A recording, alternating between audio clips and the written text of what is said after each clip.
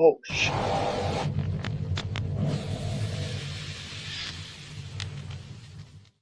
It'll work. Hey, it's Tuesday night in the Windy City, and that means another episode of the Chi-Town Cigar Podcast. Glad you joined Well, us live on Spotify or Apple Podcasts. I'm Mike coming to you live from the Agnos Studios in Central Illinois. Hey, Marty, you ready for an episode? yeah, what was that? That wasn't our normal opening. We got an That was echo in here. you sound fine to me. What is going on? All right, we're going off the rails early. This show's going off the rails real early. I was messing around doing them. Yeah. You left the studio in a bad spot, huh? Yeah, I was doing a podcast or a recording and somehow. Yeah. Yeah. So. Anyway, here we are. Absolutely. And we're ready for. And Mike has an echo. How bad is the echo? It's bad. Is it? I don't know what to tell you to do to fix it, but I'll keep talking while you work on it. Is that better? I don't know. I don't have an echo. Oh my God. Hold on a second. Let me see. Oh, he's gone. Well, while we're waiting for Mike to come back and fix his echo, I am going to bring on our special guest. So welcome to the show, Abe DeBabna. What's up? I'm feeling for you there, Marty. I'm like, oh, this poor guy. What is he gonna do? I hope he just brings me on, at least get some conversation going. Well done, sir. Well done. Listen, live podcasts. I've been there. I've done it. I know that feeling, buddy. I know that feeling. Yeah. Anytime you leave the studio in a spot where it wasn't working, the last time you were in there, you never know what you're going to get. It was working fine pre-show when we were talking. Yeah. So I don't know what happened, but it was everything was sounding fine before we started the show. So how are you doing? Doing good, buddy. Trying to get, teams all churning away. Great Smoke is around the corner. And of course, our chaos really kind of begins last month. November is when the chaos really starts for us. But chugging along, taking a break for the holidays a little bit. I mean, not much of a break. We're closed Christmas Day. That's about the break I get. And, going to make it through the end of this year and hopefully start 26 with a bang. The life of retail. It's a 24/7 thing. People say, "Oh, you go on vacation?" I say, I don't vacation. What do you mean? I travel, but it's not. Nothing's ever off. So that's the way it is. Yeah, and I know you guys spend months getting ready for the Great Smoke. It's a process now. We've been doing it for so long. It's an all-year process. We already have 27 and 28 booked. And we already know the theme for 27. So we're already kind of working on 27 on some of the longer term stuff, the stuff that we produce. But crunch time, even though it's kind of worked on and looked on all year long, crunch time is always like around November. But right before the month, actually October, the month leading up to the ticket sales is when everything starts to really churn. Mm-hmm. Mike, welcome back. Welcome back to your show, Mike. Did you hear me? No, now you can't even hear me. Oh, good God. We can hear you, no echo. You can hear me? Okay. I can hear you. It's a little low. Volume's a little bit low. Yeah. Oh, is that better? No. Okay, better? Good God. You know what it was? YouTube was open on my other screen. So I was hearing myself from YouTube. Oh. So it was like terrible. Oh, God. Of course. All right. So, what's everybody smoking to get this thing going? Marty, what are you smoking? I am smoking a Sober Mesa Wagashi. I've had the flu all week. This is the first cigar I've had since last Wednesday. So, wow. I went with something mild today. It was one of my favorites, though. I was trying to figure out what to smoke. I couldn't think about it. So I went into the humidor and I pulled out. I forgot I had a box of these. Oh. Yeah. LBD Blue. The blues, yeah. So I fired up an LBD blue. I'm enjoying this. I love these. I actually already went through a box. That's why I didn't realize I bought 2 boxes at the time. So I'm like, oh, okay. So yeah.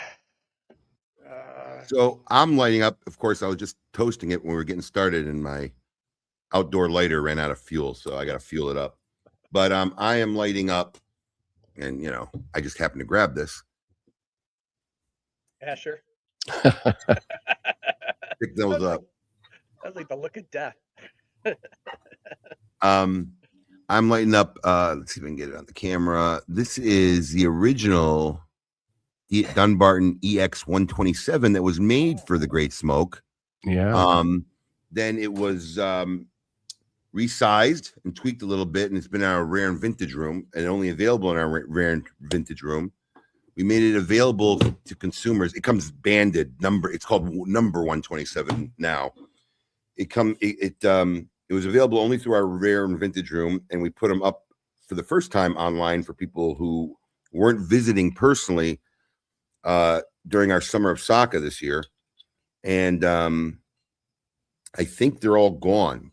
And I don't think we're going to be getting the number 127s anymore, because we're starting a series with Steve called the EX series. And it's basically it's basically our prior releases of the EX series during the Great Smoke. And they're just going to become our house brands. So I think 127 will eventually come back in the EX family, series. So I came across that. I'm like, wow, all right, well, that's a perfect one to smoke for tonight. Yeah. That's a good cigar. I've still got some of those left. You did tease me on Saturday, though. I was trying to. You were smoking the socialite cigar, the tester, the new one. That's the tweaker. The twerk. The twerk. That's what it was. That's what it is. I'm like, oh, I keep waiting for that. I keep saying to Terrence, "Where's it at? Where's it at?" He's like, "Abe's working on it." I'm like, the problem when you're doing something like that, especially with our socialite group, which on the 21st we celebrated 5 years. I can't believe it's been 5 years since we started that group. I remember when we hit 200 people, we were like, "Oh wow, look, man, tons of people are here." And I think now we're approaching 7,000, and it's a very manicured 7,000. I mean, I think we reject about 50% of applicants just because we could tell they're not real cigar people, or they're shillers, or they're weed companies, or whatever it is. So, and we remove a lot of people who just don't belong to the group, but it's something we're really proud of. And I'm a little paranoid, if I make a microblend. I mean, look, I put my effort in the microblends, but the microblends are one and done. If I did something I think was great and they don't like it, eventually sells out, it's gone. But this is a blend we wanted to make regularly available all the time, so it's like a little more pressure. And I know I've been driving Terrence crazy, because I'm like, man, we're almost there. Can we do a little of this? Can we do a little of that? And I smoked that one during the show, and it's like I still feel like we're almost there, but something's missing. So hopefully 2026 will be the year we finalize. I mean, we did a little taste pack. A lot of people participated.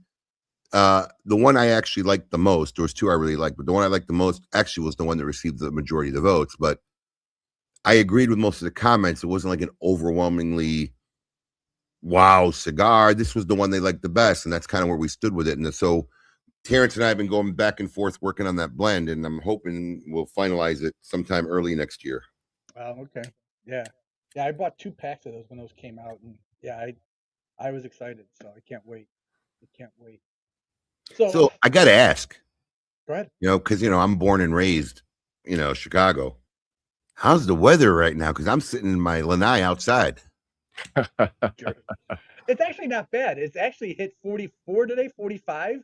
Tomorrow's supposed to be 51, so I know it doesn't compare to Boynton Beach or everything like that, but it's not. We just went through what should have been probably January or February weather, where it was freezing cold, the wind, the snow. So we got through that, and now we're coming into a week and a half of 40s and 50s. So it's crazy, but I also want to apologize to all your listeners and fans for missing my. I know I apologize to you, Mike. I want to apologize to your listeners for missing my last episode. As a guy who does podcasts, that's like the eternal no-no. But I was coming off a really bad week of a lot of neck pain. I had a really bad pinched nerve, and when I get teeth work done or whatever, they always give you the pain pills. I never take them. I don't like taking them. They make me nauseous, and I don't like being in my right frame of mind. But I was in so much pain that I was taking them, and I come from my daughter's basketball game, and it was really bothering me. I said, let me just take a little bit, so I'm not like doing my interview with you guys like this.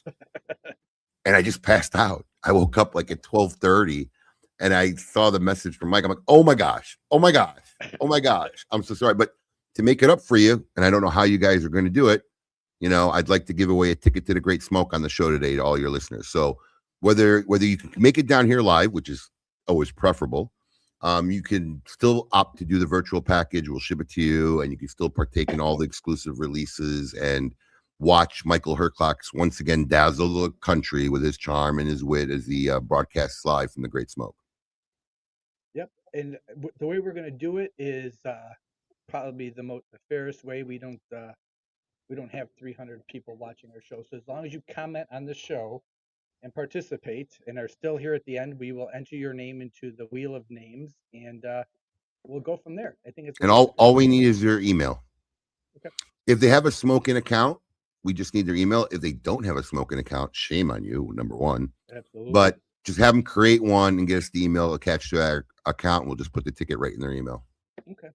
Absolutely. A few years ago, I actually won a ticket from you when you were on the dojo. Oh. It was the year of the Chinese theme. Oh, Year of the Dragon. Yeah, the Year of the Dragon. And I was able to attend, so that was pretty awesome. And now, our pleasure. I have an office with a lot of collectibles over the years, like a lot. And I can't remember who sent this to me. I really can't, because I got a lot of shit. But I just thought.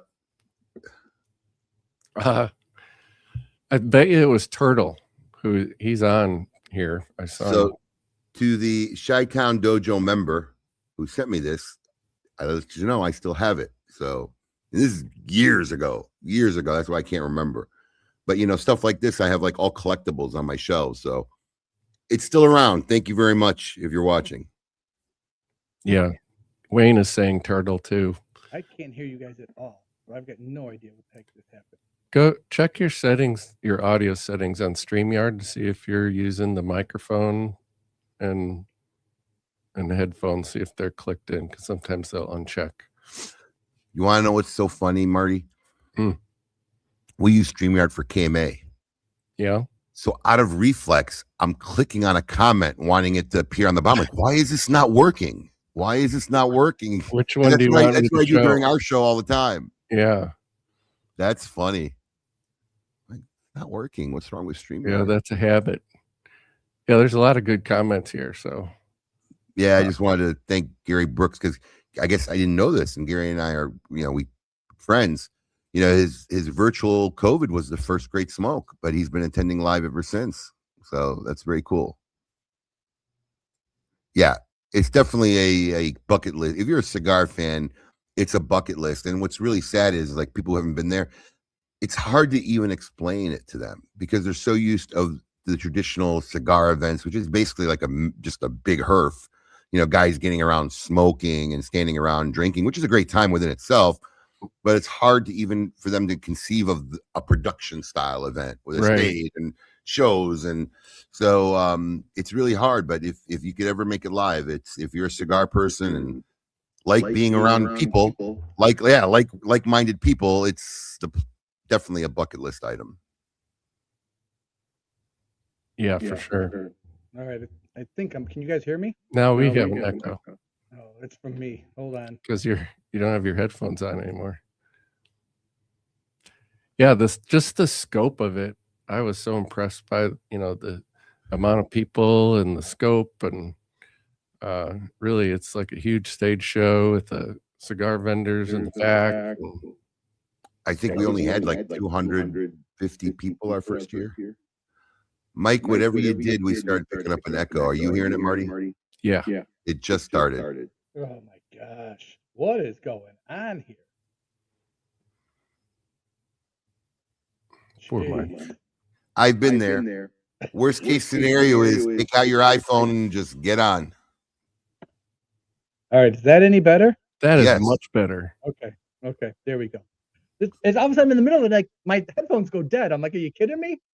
Oh, Nope. jeez. So Now you're here. You're here. Yeah. it's gotta be the curse of Abe. We've had 50 shows. I haven't had this problem. Now that I got freaking real internet. I bet you the audio worked perfect on the show I didn't make it to. It did. That's the way that usually works. Yeah. Yeah, Turtle says he's the one who sent you that. So Turtle, Thank you, Turtle. Thank you so much. I still have it, and hey, it's up in my office for everybody to regularly see in my little like museum area I keep. So thank you. And Teddy the Greek says he's almost here. Don't worry about it, Teddy. I almost did it again, Marty. I keep wanting to click on. I'm telling you, guys, this is going to be so weird. I've never been on anybody else's podcast who uses StreamYard. We've been using it since COVID, and it's the only one I'm familiar with. So I feel like I'm in my own studio. I'm like, oh, that's a cool comment. Let me click on that. It's not working. I gotta Tell me which ones. Tell me which ones you want to show. No, it's okay. I was just gonna put Fireborn. Chi-Town is cursed with Abe. Oh my gosh. So let's get into the good news of the week, and then we'll get into some of the fun. But our Bears, Val didn't comment. Val Chavez usually comments on this, but our Bears took care of business. They beat Green Bay in typical Bears fashion. We all need additional heart medication. Seriously, what a game! What a game! Jeez, it was absolutely fantastic. You know, it's one of those things that you look at and say, they just don't quit. You know, and I think that's something that Ben Johnson said. I think a couple of other reporters have said is they just play all 60 minutes. You know, and in the past, we've all lived through it. You'll get a team that all of a sudden goes, all right, we're out of this, and they stop playing. So it's phenomenal. You know, I hate to talk about it because I always feel if I talk about it, I curse the team. So I try to just quietly watch and wait, and hopefully, they'll get to the big game. Cigar smoking arborist must be, well, of course, he's got the Green Bay sign. Yeah. 2 wins in 6 years, but two wins in the last 3 games. So yeah. No, we can't argue with that. So you're only as good as your last game. That's right. Hey, we lived through the kickoff, or we lived through the majority of 2025 going, hey, at least we won the first game, or we're undefeated going into the new year. So I remember being happy just sometimes we won the coin toss. I'm like, whoa, way to go. Yeah.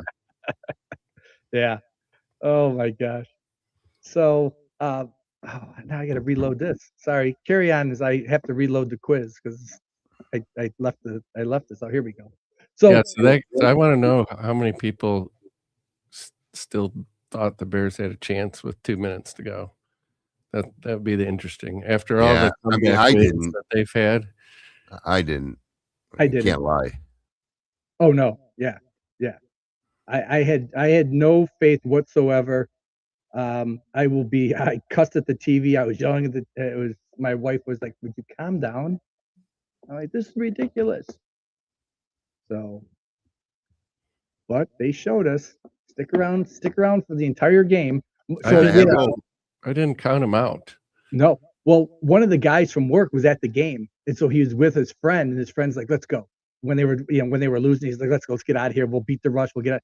He's like, all right, fine. He gets home and finds out the Bears won. He was so angry. A lot of people do that, They think the game's over. It's a common thing. Yep. Not with this team. No, absolutely not. So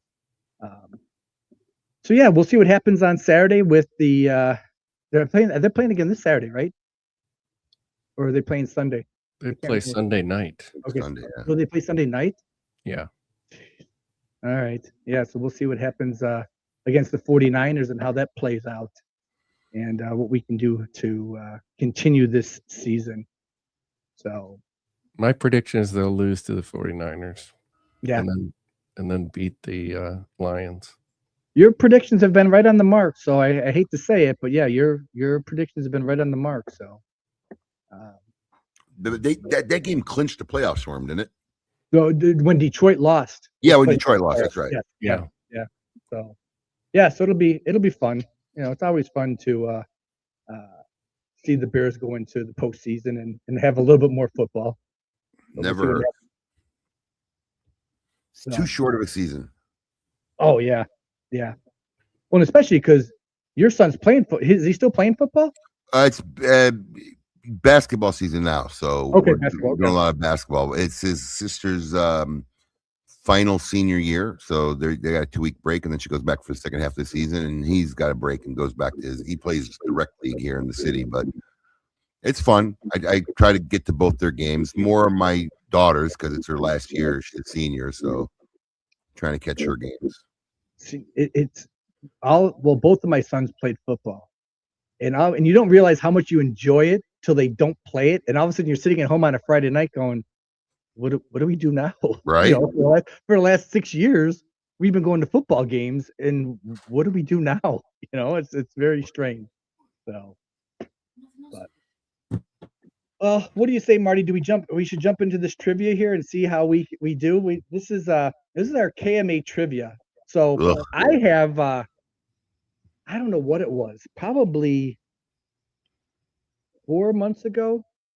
I thought, you know what, let me start going back and listening to all the KMA. So I went back all the way to episode 1, and I'm working my way through. Oh my God! Yeah, episode 1, there was no video even. I know. So I've been listening to it on podcast or Apple Podcasts. So that's some deep research, Mike. I know. Well, you know, I was thinking about it. I thought, you know, Matt Ty from How About That Cigar said the average you put 20 hours of work into a podcast each week, and I'm thinking I think I've surpassed that on this one.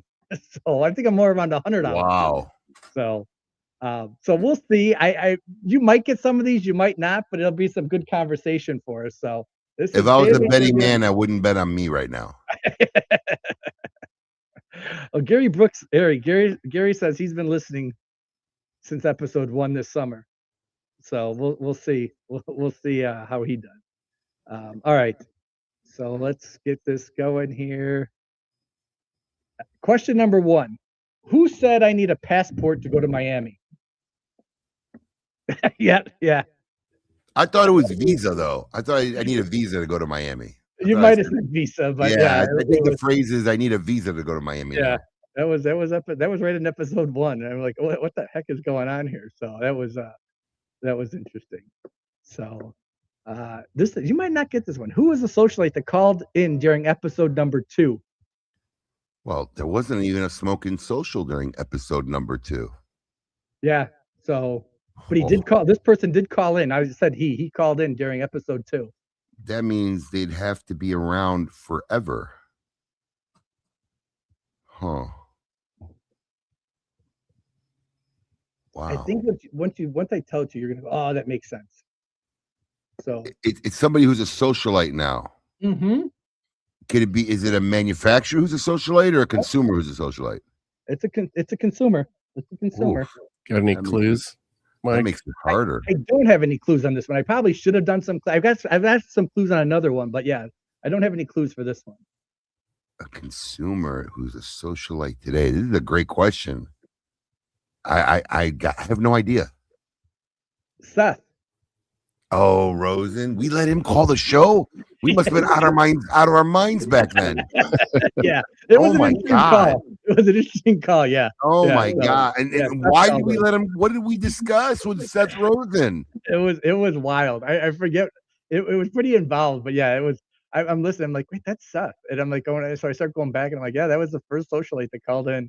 That's hilarious. Yeah. I ain't gonna lie. That's funny. Well, Gary, I don't know if you're. I'm not watching the comments, so. Yeah, Gary got it. Did he? Okay. Yeah.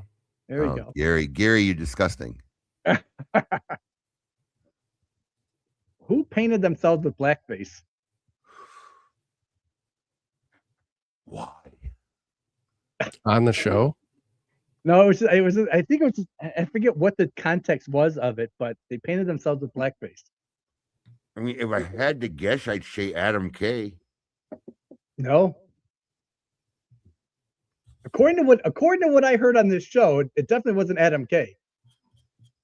I don't know who. You. Never. Oh. Like, yeah, you talking about like as a little kid? Yeah. Yes. Yeah, I think I did put shoe polish all over my face one time. Yeah. A little. Yeah. Oh God, dude. Oh my God. Yeah.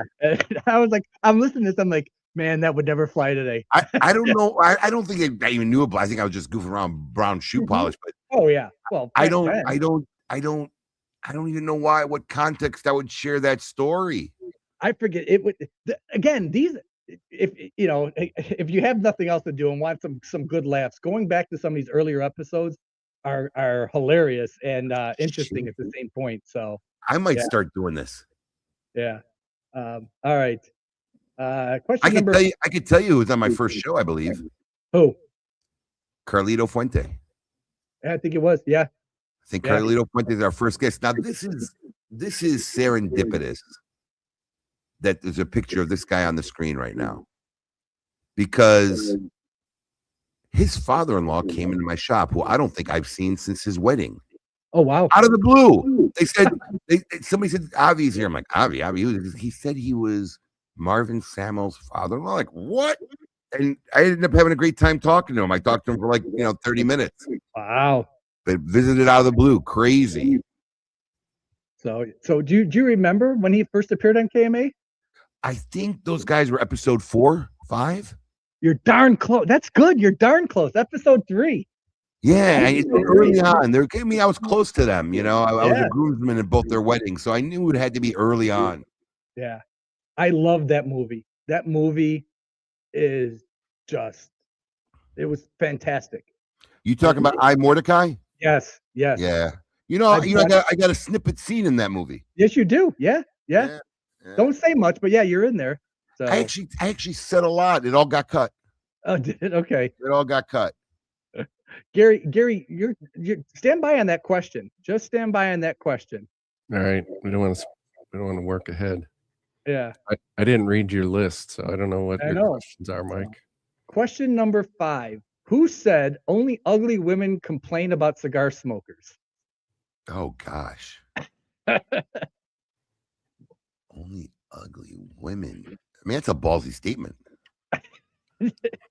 Yeah. I have no idea. These are the early shows, but Nestor Miranda. Oh, that sounds like something he would say. I mean, that literally sounds like something he would say. Yeah. We just, if anybody didn't catch episode 600, we replayed no, I didn't replay it, but I found it. It was too long to play. I'm saving it for another episode, but we'll play it in 2026. I found the dummy dialer that I did with Nestor Miranda, which is hilarious. Oh, real? Oh, yeah. Where I prank called him. Oh my gosh, I'm gonna find it. Oh. I mean, I found it. I just got to clip it and air it soon. Yeah. Yeah, those dummy dialer ones that you just did on the last show, that was pretty funny. Yeah. All right. I just got to do one. Give me 2 seconds. My battery's dying, but I'm plugged in, so I don't want to die during the middle of my broadcast. Babe?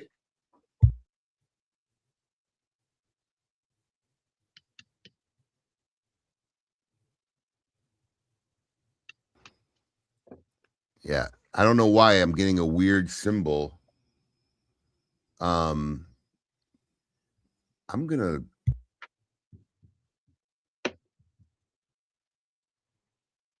It's the curse of the show. I'm telling you. What did you have to do to get your sound back, Mike? My headphones are dead. I don't know what's going on, but my headphones are dead. So I'm actually listening to it through the computer speakers. And it's the weirdest thing. You turned on echo canceling or something? Yep. Yeah, I turned echo canceling on. So I don't know. All right, my wife's going to try to solve this problem before. If I drop out, I will. I don't know. This has been plugged in for hours before the show, so I don't know if this cable's bad. I got a light saying it's getting power. I just switched the port, but it's not charging. I'm getting this weird battery-looking symbol. So okay, well, we'll figure it out. It can't be any better than me leaving 2 or 3 times this show. Maybe it thinks it's a power source and it's trying to supply power to whatever you have plugged into it. Right. All right, let's jump on to question 6 as we see how this goes. Hey, look who just joined us. Yeah, I see that. Hold on one second. We'll ask this question, then we'll bring him in. So question number 6, who was Abe talking about when he said every year at the trade show, I was like, what's Mike wearing? Not a more important thing, but just never asked that. I really had to know it really is your trademark. Who am I? Mike Giannini? Oh my God, yes. You nailed that one. I figured for sure you were going to go with her class. What's funny is, well, because no one today really, unless you've really been around a long time, knows how he dressed. Because now he's like, well, I don't know now that he's with Perdomo if it's changed at all, but he's basically like Axl Rose, yes, rocker walking around. But that's not how he used to dress. He used to dress like zoot suit, pocket watch, what do you call it? Wingtip shoes, 2 colors of leather, handkerchief in the pocket. That's how he used to dress, So, like I would be like, "Where's Mike? I want to see how he looks." He's always dressed to the nines, so it's funny. Yeah, I think that would be Mike Giannini. Yeah. Yep. All right, the Greek has showed up. You guys have all these technical difficulties because you're missing the missing part over here. Okay, the third wheel. Because you were eating steak. Yes. Oh man. Yes. The owner from Ultimate Cigar Lounge took me out today. So the only person that's proud of you right now is Evan Darnell. Yeah. That's exactly Hello, right. Abe. How are you, Abe? Exactly right. What's going on, buddy? All right, let's jump into question number 7. What was significant about the first dummy dialer call? Oh, yeah. See, there's 2 things about this show that was unique or special. And the crazy part is, I just listened to a whole bunch of them for our 600th episode, but I couldn't tell you what the first one was. I wasn't listening back when you guys used to do this, so this was like a phone number you had set up with a. It was a Yellow Page ad that was just drawing us a bunch of weird calls from all over the country, and we just started recording them and messing with them. But the first dummy dialer, I think those were bath salts. They hadn't even gotten into the K2 yet. I don't know. All right. Well, it has nothing to do with actually the dummy dialer, but it has to do with that show. So that show was the first 2-hour show you guys ever had. And it was the first episode on 95.9. Oh, that's when we went to CV Radio from iHeartMedia. Wow. That was the first dummy dialer? That was the first dummy dialer, yeah. Wow. Yeah, okay. That was the first dummy dialer. So yeah, it's weird. And as I start listening to this, I'm like, wait, they were actually on the radio. I mean, they were actually we were on terrestrial radio up until COVID. Wow. I think at one point we were in 6 different cities. Wow. Across the United States. Yeah, we were syndicated, which we hated doing that for the show, because when you syndicate radio, which means you're playing in multiple cities at the same time, there are national ads, which are really easy. When those play, it plays everywhere at the same time. Mm-hmm. But then every city has their own little allotment. So you have to have hard breaks, because that's when they're playing whatever advertising they sold in their city. So you could be in the middle of a great story. I got to stop you. We got to go to break. I can't be 1 second late because their commercial is going to start airing, in the city. And we had to have so many commercials that really interrupted the flow of the show. So when COVID hit and we transformed to StreamYard and started doing it like StreamYard, man, it was so nice. And then just said, look, instead of these ads that we played every 15 minutes and people would lose listeners and we tune out, we just started slapping ads at the bottom of the screen, because now everybody's watching it. They're not listening to it on radio, and it's worked out great. We love the show. Love the new format. It is hilarious. I don't know if you noticed the water tower in this thing, but I did pick that up before you even said anything during episode 600, that every time we're located down by the water tower by the river. and you want to know what's funny is, it never got questioned. Like maybe 1 or 2 times. What water tower? What are you talking about? They'd be, oh, okay. I'm like, so I just figured most of these calls were coming out, in the country somewhere. There's got to be a water tower somewhere, and they all knew which one I was talking about for some reason. Was the Yellow Page ad something that you guys did, or someone put one in? No, what your happened number out?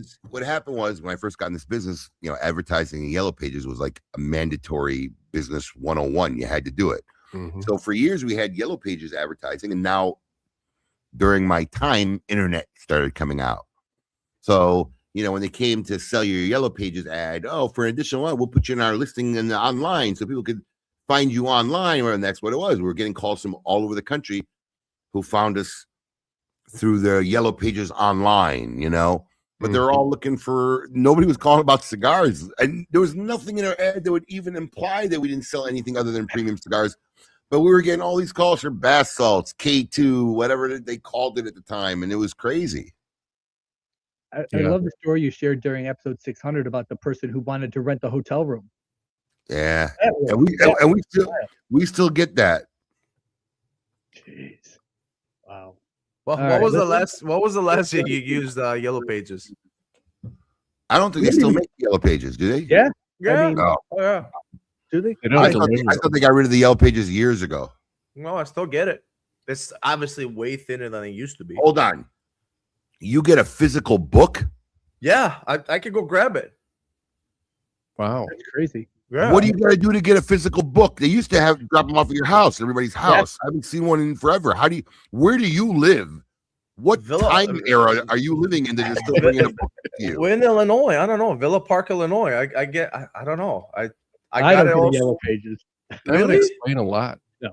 Our Donnelly's out of business, I think. I'm old school. No, you're gonna make me go bring it now. I'm telling you. We're gonna do episode 8. Hold on, Mike, Marty, you guys get Yellow Pages to your house still? No. Yeah, bro. Well, that's your neighbor pranking you, man. It's a fake book. Hold on, man. Hold on. All right. While Teddy's gone, let's go to question number 8. What rep did Abe say this about before their interview? This is actually going to be a very educational interview for myself personally. About a rep? Mm-hmm. He was a rep. Oh, shit. A rep.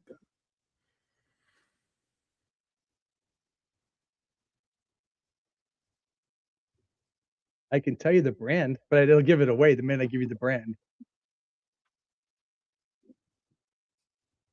We seldom have reps ever on the show. I mean, I've only had a few, really. Pete Hernandez? Nope. I'm trying to think. Riley. When he was with Aganorsa? I think it was when he was with Quesada. Was it when he was with Quesada? Yeah, I mean, Quesada. That's what I meant. When he was with Quesada. Yeah. Quesada. Episode 15. Episode 15. Yeah, I don't know if his title was rep at the time, though. It might. I don't know what his title was. I don't think he was a rep. That's what threw me off because we don't usually have reps on there. But yeah, Terrence. Terrence was new, man. I was impressed with Terrence from my first meeting. I mean, really, we were doing. I had SAG, which was Quesada Cigars before Terrence Riley. We carried them, and they never sold. It was a slow death for the brand. And Terrence just got a job and wanted to meet me, and was trying to offer me deals. And I said, "Listen, Terrence, no disrespect, man. You can give me the cigars for free.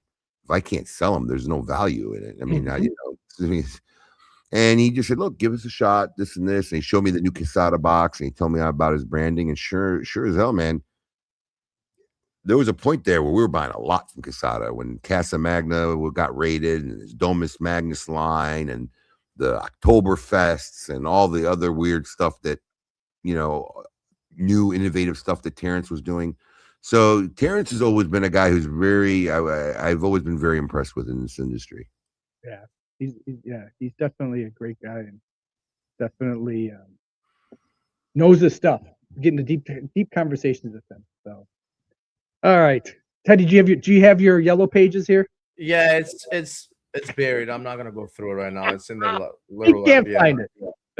Right. And actually, it was 2 years ago. It was from Bloomingdale when I used to live in Bloomingdale. I got him in Bloomingdale. So Gary says he still gets one. See, it is very skinny now. I am right. Thank you, Gary. See, I'm not lying. All right. Question number 9. Whose idea was the Great Smoke?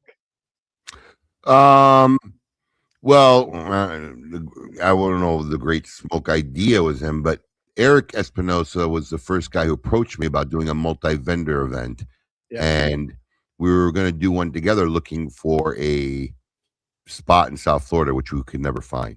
Yeah. And maybe a few years later, I did our 15th anniversary event, I think it was, or 10th anniversary, and we gave away a Harley. And Michael Argenti, I think Michael's his first name. I'm blacking out a little bit here, but Michael Argenti, who was vice president of Perdomo Cigars at the time, he was Nick's brother-in-law, was at the event, and Perdomo wasn't even involved. I think the four True Estate, Camacho, Oliva, and Rocky Patel. So Perdomo wasn't even involved in the event. Those are the four companies we worked with to give away a Harley. And we had like 800 people in front of this courtyard all night. And Mike could not stop talking about it. Like, where do you go from here? I'm like, this is like, I've never seen an event in like a retail shop of your size like this. I mean, even the big guys. And he couldn't stop talking about it all night. And the very next morning, I'm looking at the courtyard. I'm seeing, hey, we did have about 700 or 800 people in this courtyard. I'm like, I could do an event. I could do this event here. And that's how the first Great Smoke started. And our 10th anniversary party was in September. And my idea was I would do this the following year. Give me a whole year to plan and prep it and do it. And Christian Aroa, who was one of the guys involved in the event, on his way back stopped at the Hard Rock and said he ran into Francois, who owned Thompson Cigars. Now, just around right before my 10th anniversary party, they had a multi-vendor style event at the Hard Rock in Tampa. And if I remember correctly, it was a catastrophe. It was outdoors under tents, and it flooded, and everybody was walking around like in 6 inches of water and everything. But I'm like, why would he be here at the Hard Rock in this coast? So in my crazy mind, I thought that he was looking to do a similar multi-vendor event on this coast, because they're all the way on the other coast. Right. So this event went from, we're not going to do it for at least a year and 2 months from now, till it happened that February. Wow. So yeah, you got October, November, December, January, February. 4 months, 4 to 5 months is all I had to put. And I had no staff, no graphic designers, no nothing. Our first tickets were duplicate half sheets of the 8.5 by 11. It was a duplicate form. You took the yellow copy, we kept the white copy, and you bought your ticket at the register.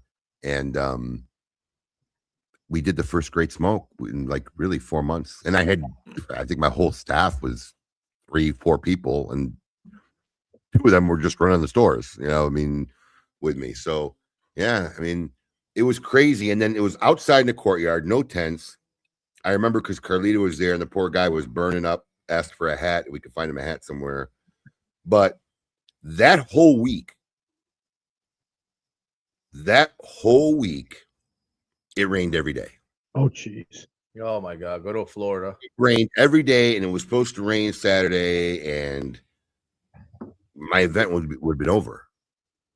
Nobody could put product out. We had 0 tents. It was all just completely outdoors.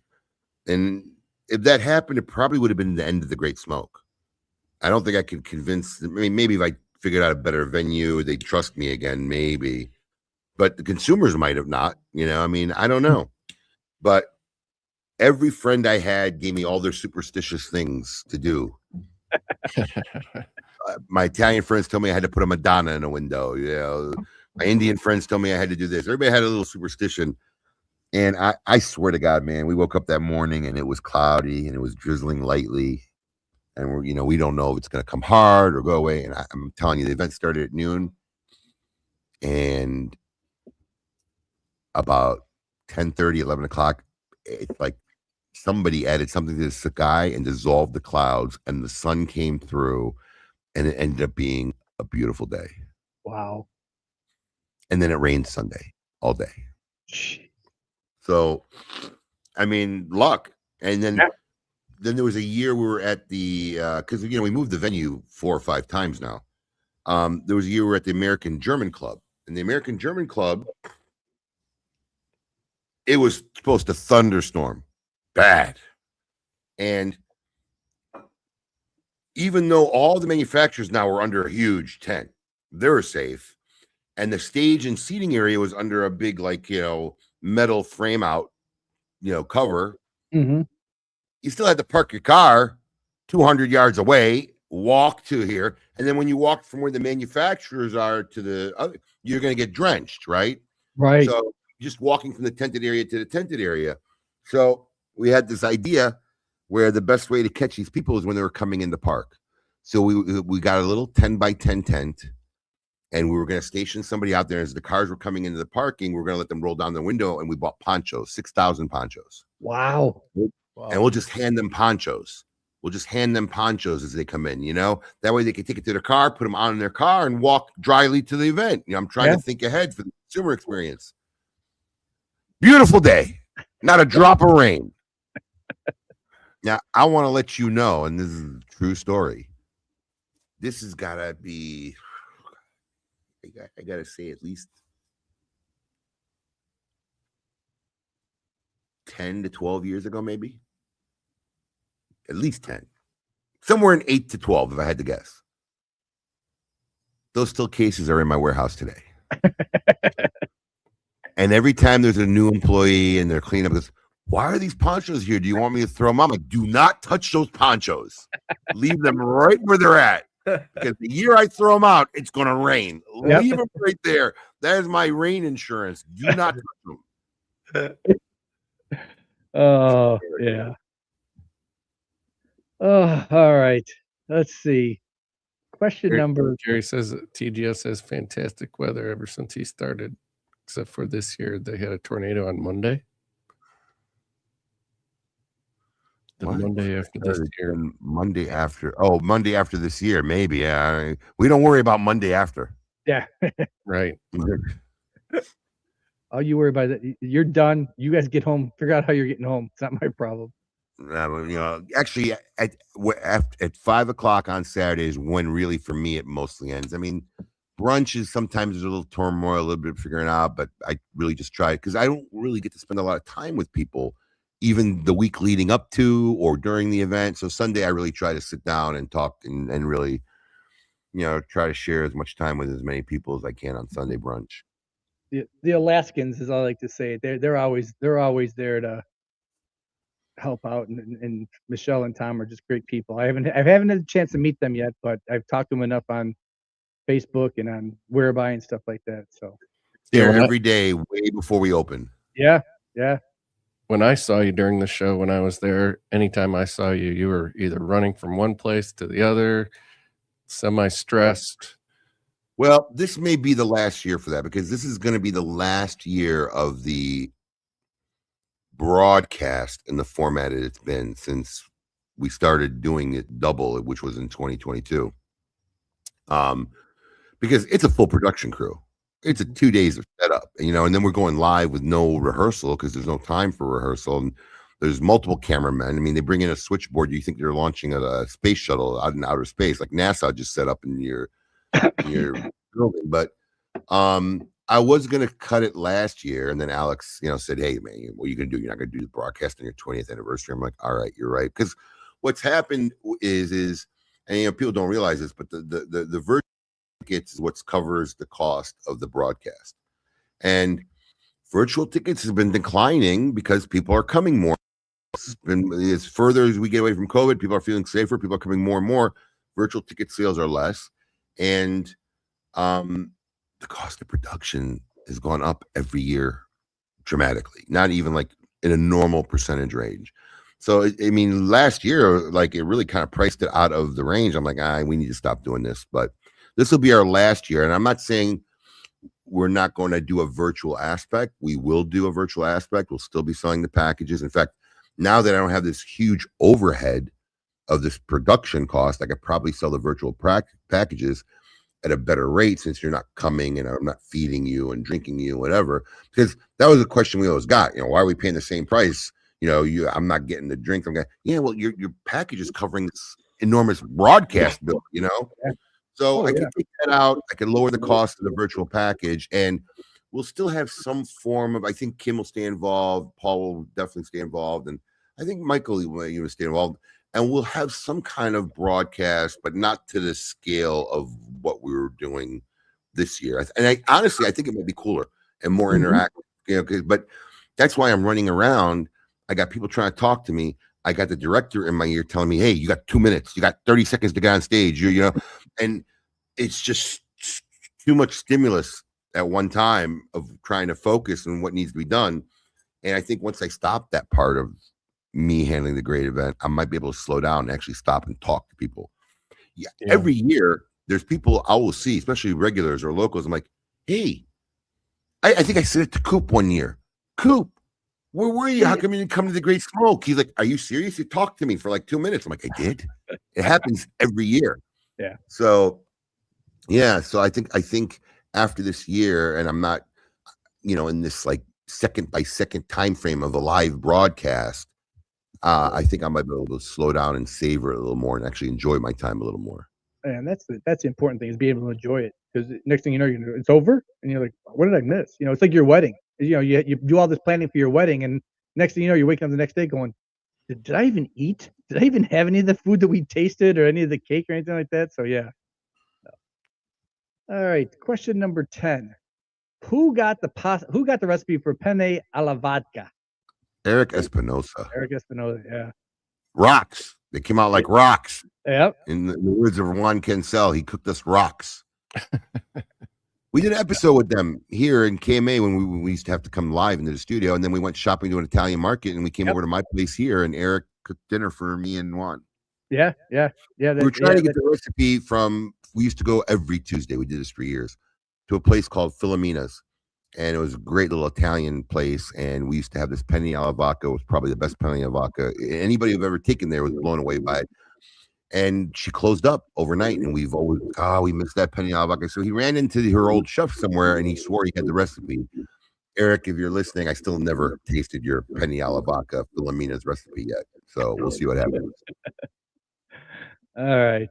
Gary's asking if you ever have dreams about TGS afterwards. I think it's more like nightmares before, but yeah, I do. Yeah. All right. Question number 10. And we got some help on this one. So question number 11. Who was the guest which started a business with a few friends thinking they were going to be millionaires? And cigar business? Here's part 2. They started lounges, or they started a place called Sports Page, and the lounges were in Houston, Dallas, Oklahoma City, and Shreveport, Louisiana. And they were on my show? They were on your show. Wow, how do I forget this? He was on your show. They're cigar lounges? I think it was like restaurants where you could smoke cigars. Oh. You're going to kick yourself if you don't get this.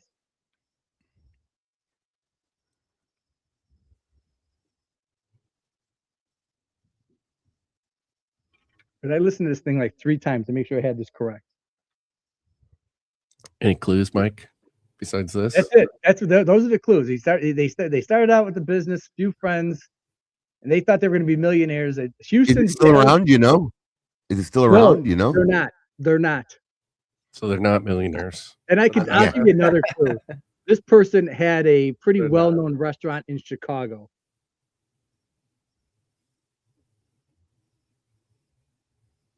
I'm clueless. Ditka. Really? Mike Ditka, yeah. Wow. Yep. Yeah. I was because it was a whole thing. There's a whole conversation about him with Camacho and everything like that. And he's like, oh yeah, me and some friends, we thought we were going to all be millionaires.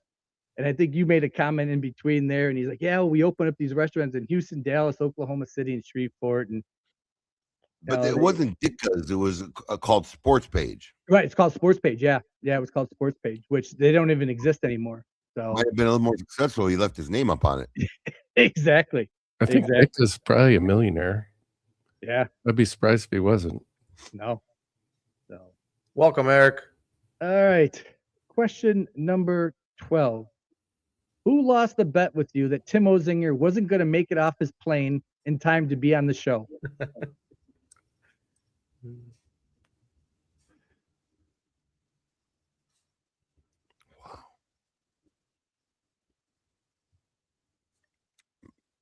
logical guess would be Adam K.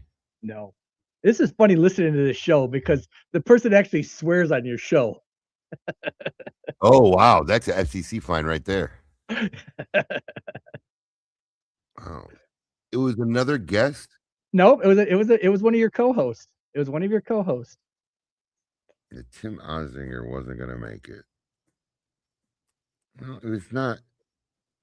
Yeah, it's not Adam K. It's got to be Lady M. It was later than that. John Barron? John wouldn't even know Tim Ozinger, I don't think. All right, I give up. Who? Alex.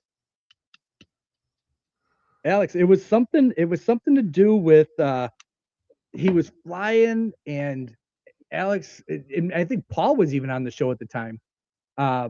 But it was this whole thing of how he wasn't going to make it. And all of a sudden, he must have showed up in the green room, and all of a sudden I was, damn it, and you just started laughing, and you're like, I can't believe he made it. Okay, that's when Ozinger, when he came back and he started Ozinger Family Cigars. Okay, that makes sense. I was going way back.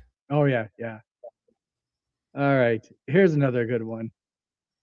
Where was Brandy talking about when she said you made her daughter wait to go to the bathroom and brought her to the busiest place in the universe? Buc-ee's. No, she got mad. You brought her to a truck stop? What's the matter with you? How did you bring our daughter to a truck stop? Yeah, it's a great gas station. I love it. Meanwhile, after they came out of the bathroom, they're all thanking me. You just mentioned the podcast. Yeah. It was on KMA Talk Radio.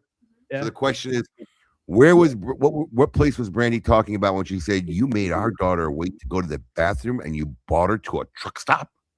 I must have told this story on the show. You did. That's Buc-ee's. I remember that's Buc-ee's. They're all happy as shit. They're all happy as shit after they came out of that bathroom. And oh my God, the best bathroom ever, man, ever.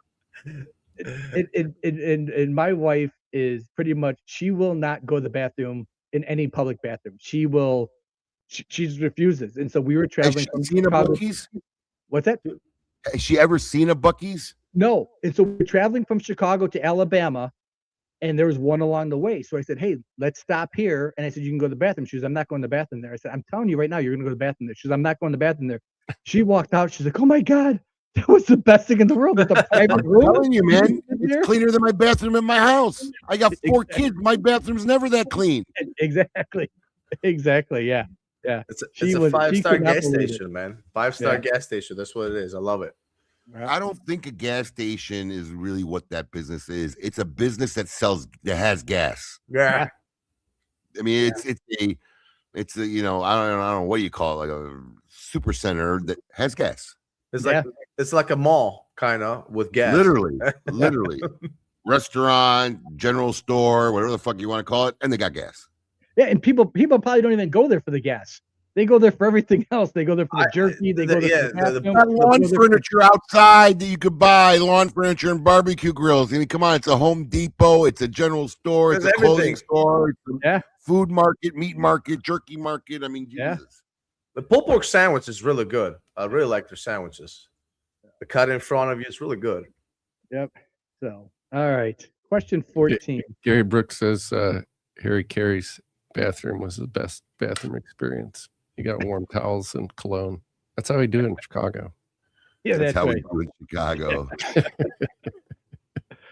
Question 14. What episode did Coop start appearing regularly on KMA? Oh, come on, bro. That's a long time. I could barely tell you the year than the exact episode number. You know who would know, though? Who? William Cooper. Yeah, he would. Well, he mentioned it. I think on the 600th episode. But I was gonna chime in. I thought, well, I don't want to ruin my show. So he started first appearing regularly on episode 477. Yeah, it was later in the game because he was on early as one of the guys in the Bloggers Corner. Yep. Yeah. And then we had him. Well, so in 477 is when we started doing the weekly news with him. Mm-hmm. Yep. And then at some point, and I can't tell you when exactly, he just became a regular host. I can tell you when. Is that one of your questions? I can tell you he started appearing in the opening credits on episode 500. That was the first time you mentioned William the Scoop Cooper on the opening credits. Well, he may have started before that. We just didn't have it the intro redone yet. Right. Yeah. But he might have started before that. But he'd come on and do the news, and we just enjoyed talking to him so much. Like, why are we letting this guy on for 15 minutes and getting him off the air 15, 20 minutes? So we asked him, and he said, yeah, I would love to. And that's how that started. Yeah. So he basically did 23 episodes just popping on, and then finally, you probably redid the episode for 500, which is a milestone episode. So you redid the opening credits, because I spent time. I'm like, okay, I got to make sure I get this right, and so I started going back through and looking and listening to stuff, and so yeah. To put it in perspective, Gary, episode 500 somewhere probably in the vicinity of 2.5+ years ago. Yeah, and that's when he came on as a regular host, but he was on KMA regularly for a while before that, but just doing the Scoop with Coop segment, and that was it. Mm-hmm. Yep. So you've been seeing Coop regularly on KMA for a while now. What'd you say? It was episode 400? 477 was when it was when it was like he had his segment at that point. Was 477, but I mean prior to that, there was probably I forget how many episodes it was, but he would just appear. You'd bring him in, you'd do a quick little blurb with him and the news, and that was it. So. All right, let's see. Question 15. This is funny. What was happening when this was said? The dogs didn't eat, but thought you said don't. Since they are not eating breakfast, don't give it to them. Okay, great. Now I'm late. Nice of mommy to put me in this situation. Wait. What's the question? Who said this? Who said it? Yeah. It's got to be Paul. Yeah. I mean, that sounds like a Paul statement. This is when he left the mic on.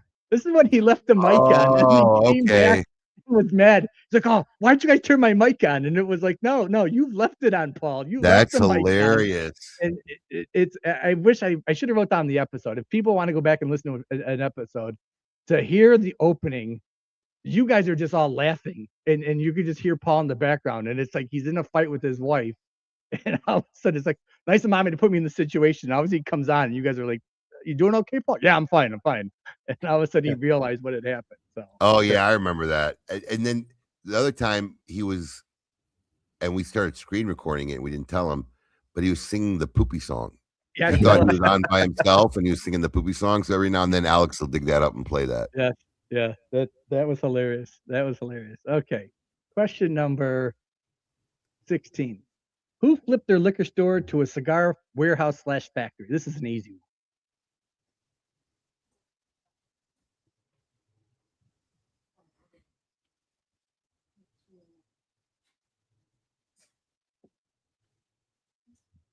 It's not Perdomo? No. Think more local. Wait, the liquor store was theirs? Yes. Or they bought a liquor store and converted it? It was theirs, I believe. If I heard this correctly, I believe it was theirs. This is it's not more local. This is Sandy Cobas. Yes. And the Bronze. Yeah, That would be my guess. Yeah. That's not more local, dude. That's right next to Nick Perdomo. Okay. Well, yeah, but it's a lot more local than us. Yeah. I'm sorry. Yeah, I guess when I said local, I should have said more local to you than us up here. Yeah. So and it's the stuff they're putting out of there is just, I love it all. It's just great stuff.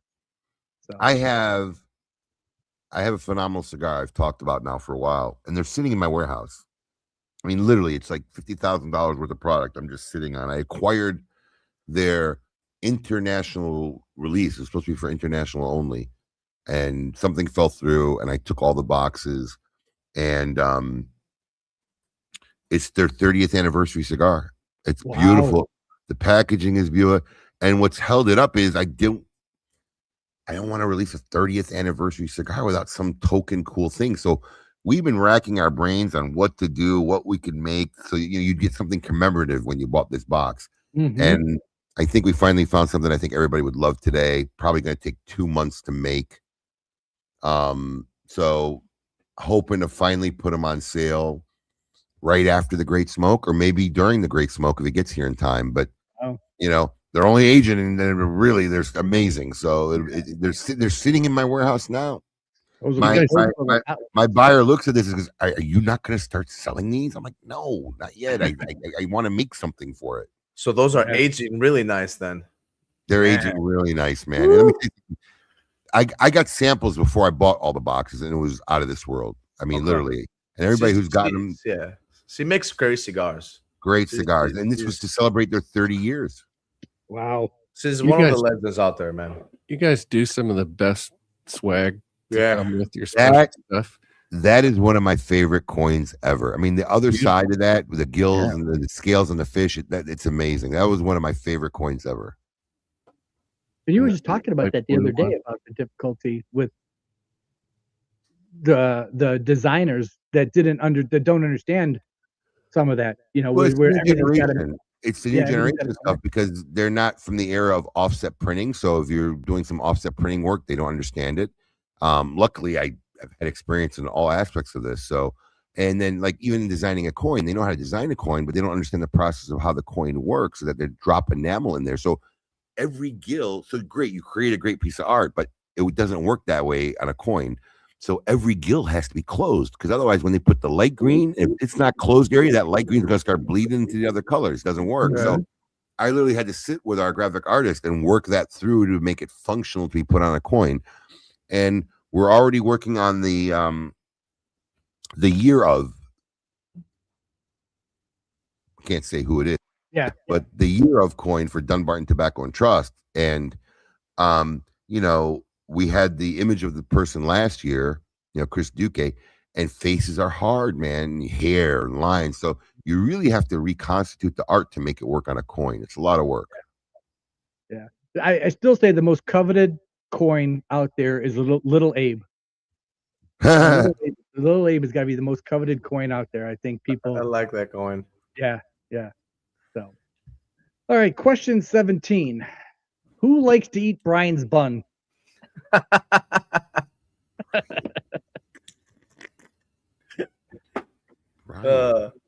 Brian who? Brian's wife, obviously. What's that? It must be Brian's wife. No.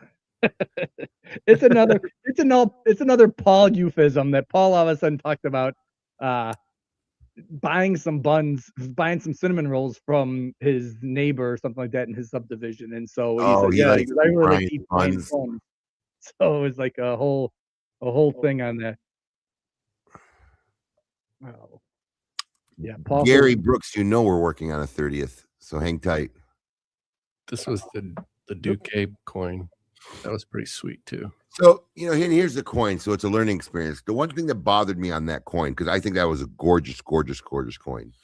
Because when they send you a proof, they're not sending you a proof on a coin. They're sending you a proof on a printed paper, right?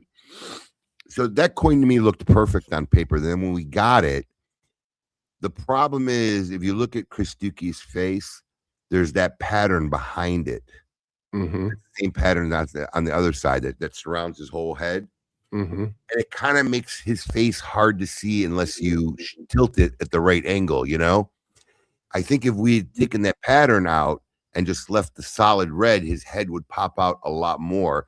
But you can't tell when it's on paper. So that was a lesson we learned this year, you know, last year doing that coin. A nice coin. That was a gorgeous coin. I think that's the first time we made the jumbo size coin. Yeah. Nice. All right. Question 18. It is Festivus today, so happy Festivus. So whose grievance during the airing of the grievance show was seeing men's bare feet on an airplane? That'd be mine. It's mine too, but it's not. We weren't on the show, Marty.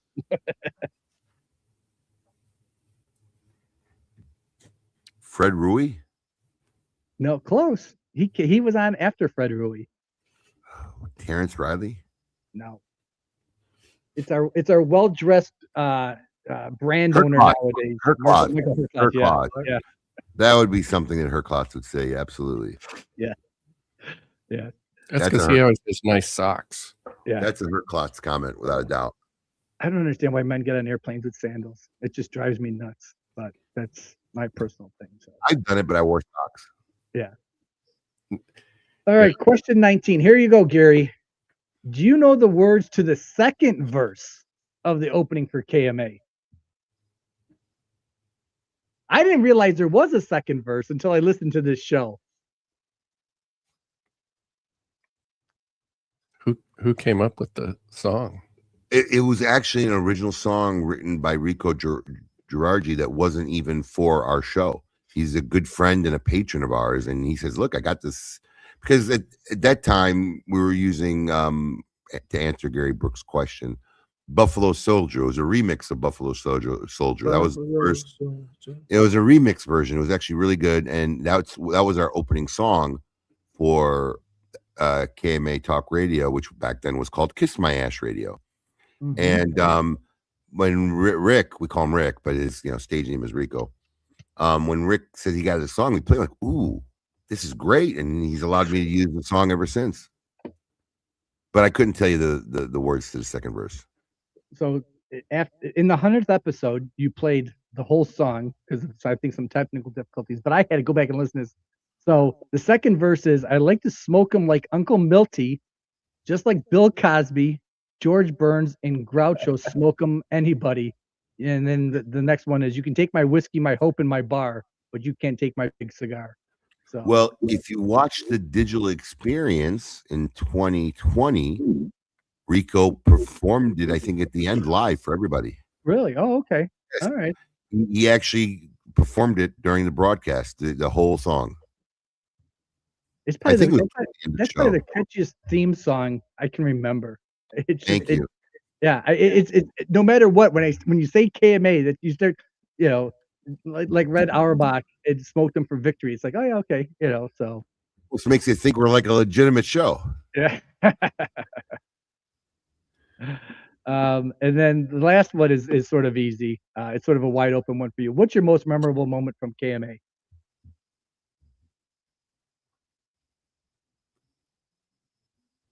You have one? Is there a lot of them? Oh, I'm sure there is. I mean, he's had some great 100 episodes. I mean, we've had a lot of them. There's a lot of them over the years. I mean, I think it was after. So when we first started in iHeartMedia, our show aired earlier. It was from 9, I think, to 11 or 9 to 10. It was a 1-hour show, 9 to 10. And we just had a big release party. I think at that time, our third microblend, the El Hijo, and by my father. And we had this, I was young and younger, and we had this big thing, after these big store events, we'd go out and party till 5 a.m. So Lady M, myself, and at that time I think it was Brandon the Mick. Mm-hmm. And I think Charlie Tarania was the guest, and we were all reeking of booze. That whole studio reeked of booze. We just rolled right in. I don't even think some of us made it home, and it was a very funny episode for us. That was definitely a memorable one.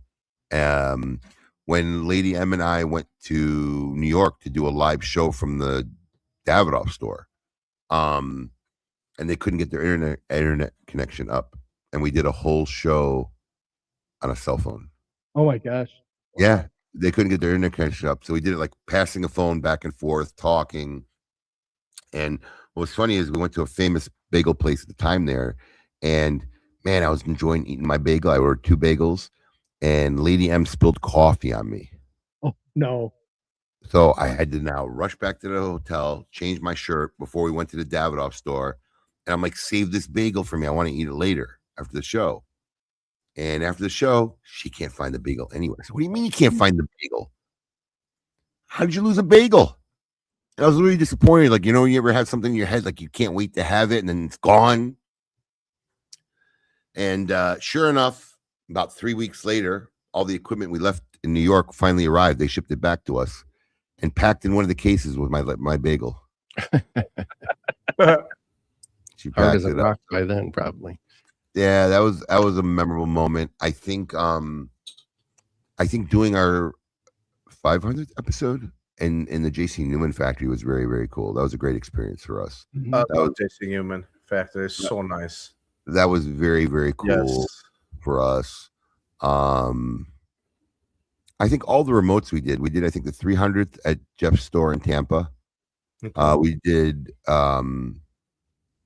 400 in Alpharetta, Georgia. I forgot the name of the cigar shop, but an ex-employee of mine ended up moving and getting a job there, and there was a cigar bar. I'm like, let's take a road trip. We did that. Our road trips are always fun and good times. But yeah, we just had a lot of great times over the years, great guests and interesting stuff. And look, I mean, honestly, people don't realize it. When you have something like that, I mean, you kind of give up your Saturday mornings.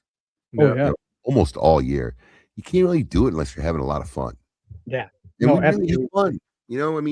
Now we don't have to get up and go to a studio like we used to when we used to be in the iHeartMedia building and whatever, but it's still like me and my friends and just smoking a cigar Saturday, and we're just sharing our time with everybody out there who wants to listen to us. It's something you like. Yep. Something we like.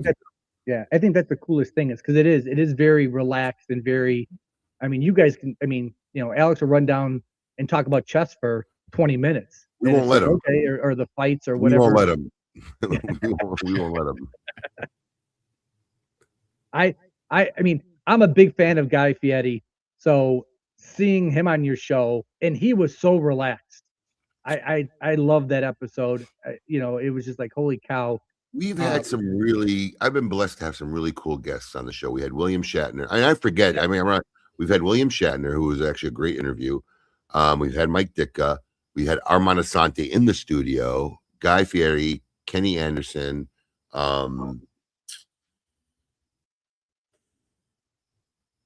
Chaz, Marty Cove. I can't remember. Now I'm blacking out. The gentleman from Mayflower Cigars. Michael Knowles. Michael Knowles. Thank you, Jesus. But we've had, for just a little itty bitty cigar talk show, which we are kind of really nothing in yours. We've had the blessings of having some really cool and interesting guests. So it's been fun. So I got a question about the 100th episode because I was stuck on that one. Did Morgan Freeman introduce that show, or is that just a voice that sounds darn close to Morgan Freeman? There was a guy who was a specialist. We paid to have that done. Wow. Okay. Because I'm listening to this thing and I'm like, I gotta believe if it was Morgan Freeman, he would have said something. But man, no, we paid to have that done. Wow, that was nice. That was really good. But yeah, I mean, it's and I know the guest.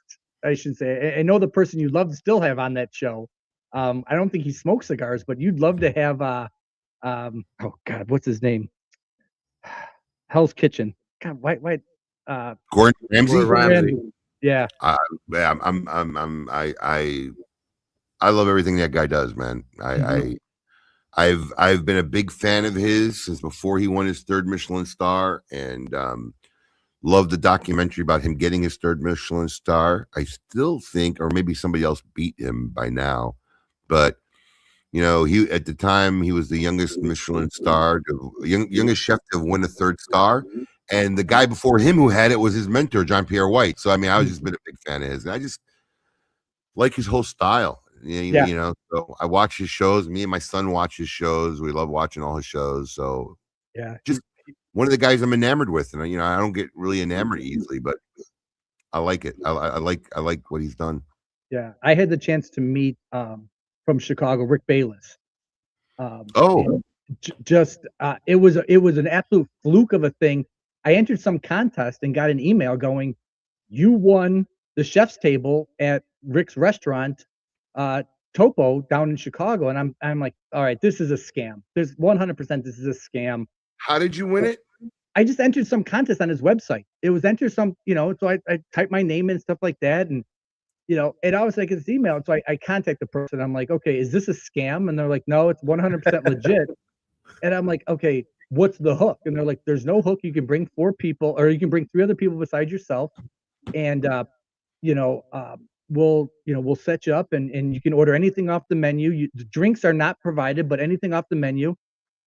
And I'm like, all right. So I print out every page of this email and we make the reservation. We go down there, and I walk up to the maitre d' and I said, hey, I'm here. Here's, oh yeah, sir, we've got your table. Come right over here. And I'm like, okay. I said, well, what are the odds of being able to meet Rick? And I said, because I was told if he's here, maybe, if he's not. And they're like, well, he's really busy, but we'll see. So I'm like, okay. And so we're sitting and they're like, whatever you want off the menu, it's yours. We'll bring it to you. There's no limit on the food. So I'm like, all right. And all of a sudden, out of the corner of my eye, I see him behind the line. And I'm like, oh my God, he's there. And he starts coming out. And I start shaking. I'm like, I can't believe this. And so he comes out and he introduces himself. And I'm like, hello, nice to meet you. And he's like, no. And my wife, Elle, with me, she's like, there's no way you're not going to ask him for a picture. And I'm like, and she's like, he's your biggest fan. He's got all, he cooks like you all the time. Can he? And he's like, yeah, but you got to come with me back to the kitchen because I can't take it out here, because the minute I stop and take a picture out here, it's like you. The minute you start talking to somebody out in your lounge, everybody wants to talk to you. So he's like, so he brings me to the back of the kitchen. We got a picture. It's still a picture I have hanging up in my house. I'm like, but just a down to earth, great Chicago guy, just unbelievable. So I can understand your desire to have a chef's table experience. It's such a cool experience. Yeah, it really was. Chef's table experience. If you ever could do it somewhere or whatever, it really is a cool experience. I've done it, I think, in 2 places in my life, and one of them is in your town, Alinea. We did it once in Alinea. Super cool experience. Gary Hackett's place, but that was a phenomenal experience. Yeah. Well, let's jump over. We'll do a couple ads and we'll come back and we will do the today in Chicago history. So hold on one second. We're gonna pay for this show. Step into luxury at Ultimate Cigar Lounge, where passion meets perfection. Discover a world of premium cigars, hand-selected from the finest tobacco regions. From bold beginners to seasoned aficionados, our curated collection delights every palate. Grab a cigar from our amazing selection, pair it with freshly brewed coffee or fine spirits, and sit back and relax in an atmosphere of elegance and warmth. Ultimate Cigar Lounge, your haven for unforgettable moments. Visit us today and ignite your senses. Ultimate Cigar Lounge, located in Villa Park, Illinois. Open daily. Looking for the ultimate eyewear experience in Chicagoland? Discover Eyewear Fix, your premier eyewear store for over 28 years. From sunglasses to sports glasses to safety gear, we've got it all at every price point. Bring your prescription, and we'll handle the rest. Our appointment-only office offers a private, concierge-style experience tailored to your busy schedule.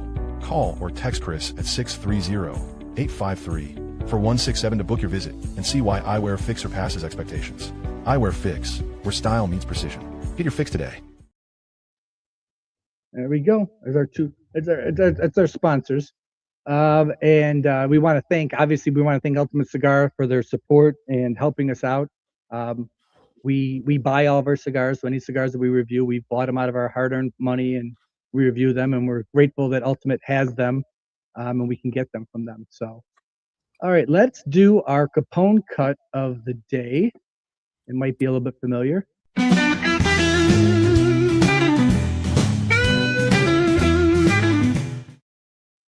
So this week's Capone cut is the Herrera Esteli Miami the Raji, which is named after Abe's dad. But fellas, light up something special with this week. We're giving the Capone cut to the Herrera Esteli Miami the Raji, a limited edition Toro rolled in a little Havana at El Titan de Bronze. The stick pays tribute to Raji Dababna, father and member of Smokin's Abe Dababna, as I said. It's got that old school Miami Cuban vibe with a twist, Mexican San Andreas Maduro, wrapped over Nicaraguan binder and Nicaraguan Dominican fillers. This ain't no mild-mannered smoke. It hits with spicy leather up front, backed by earth, dark fruit. Think raisins, baking spices, cocoa, and cayenne. Kicking the retro, medium to medium full strength and body. It starts bold and keeps the intensity steady like a boss who don't look back. Complex enough to keep you guessing, but low maintenance once it's going. Gangster approved for sure, rolled with the heritage, limited supply, and enough pepper to remind you who's running the show. Grab a high-rise. Oh, our pairing is a high-rise whiskey, something like the George Dickel rye or the Michner's rye. The rye's pepper and bite dance perfect with the cigar's spice and leather cutting through the earth, while amping up the dark fruit sweetness. If you're feeling bootleg era, mix up the simple rye old-fashioned 2 ounces of rye, dark dash of bitters, sugar cube, orange twist, no weak stuff. This combo is pure Chicago muscle. We're pairing, or our rating for this is the Italian beef. So it's a bold and satisfying, solid daily smoke if you can still find them. And I'm pretty sure you can. I think, do you guys still have them over there at Smoke Inn? You guys still have some of the? We still do. Yeah. So Rich Layers. I ordered a whole lot of it. Was not as much as Anarchy, but yeah, we ordered a whole lot because I didn't want it to run out. And I know that factory is not just going to make more when we need it, so we ordered a lot. I think that's I think that's probably a couple years ago. It was one of the first boxes I bought, and I got the ashtray with it. So I was, so it is a great cigar. You can't go wrong with it. So I highly recommend it. So thank you guys. And let us now do our Today in History. The time has come for us to take back our city.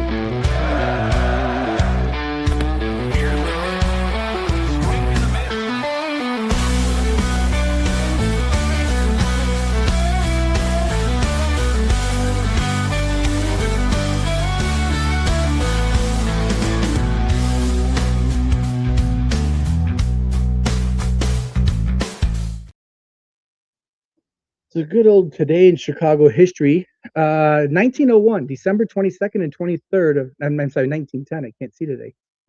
December 22nd, 23rd, 1910. The Great Chicago Union Stockyard fires.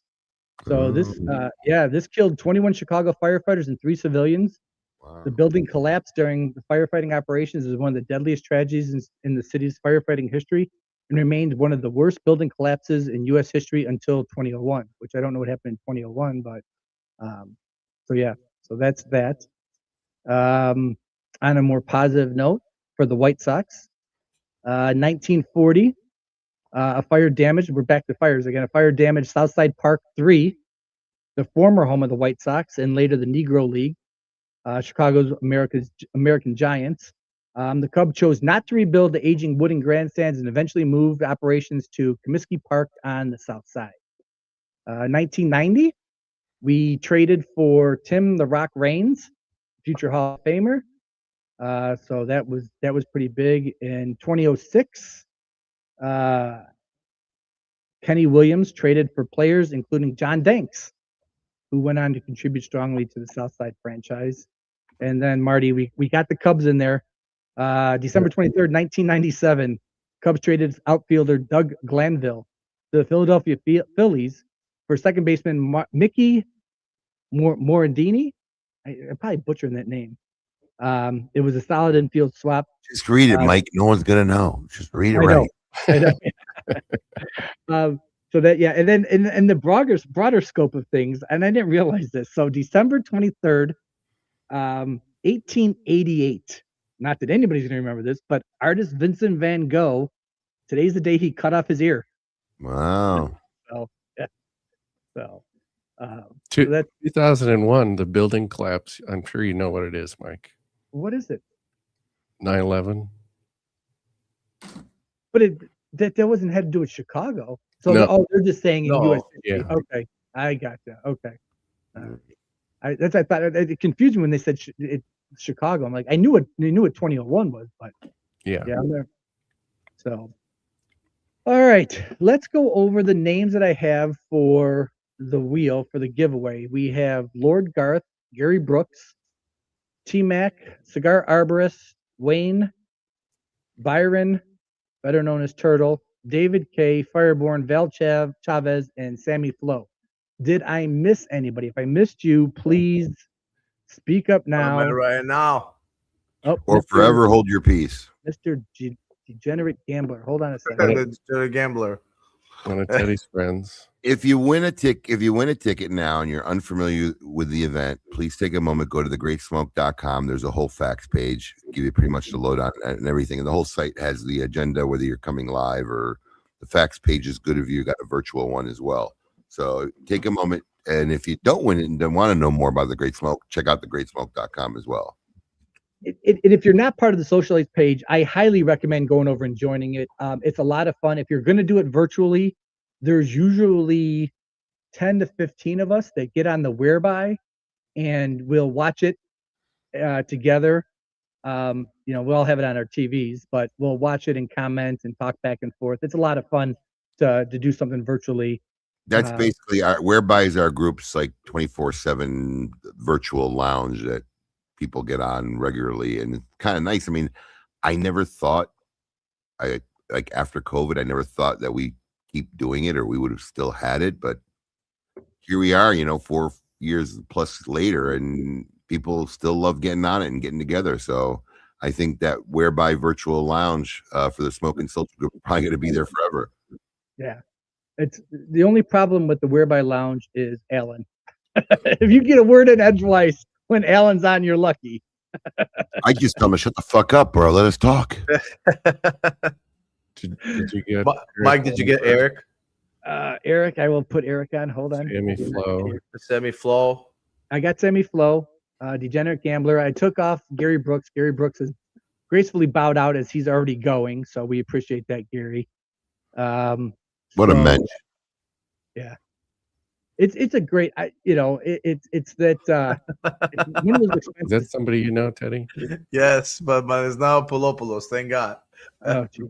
All right. We'll put Bonjour on there. Is that what I'm putting on here? Okay. Yes. Yeah, it's a great event. I would love to be able to go live. I do it virtually. I enjoy it. I have my other hat's around here somewhere, but I have my hats around here. So. Wait till you see the swag this year. Most expensive box we've ever put together. Ever. And it's funny because everybody wants the shot glass or the cup. It's like that's the biggest thing that everybody wants. Here is computer. It's out of this world. Oh, geez. Everything. The ashtray. I mean, it's top notch. Good stuff. We didn't cheap out on anything this year.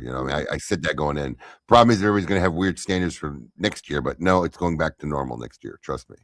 Hey, the Smoking is like one of the only sites out there that is so top notch with giveaways and freebies, and I love it. Last time that I got Red Lovers Meet, the last episode, I smoked a cigar. We'll have 2 more with a free mug.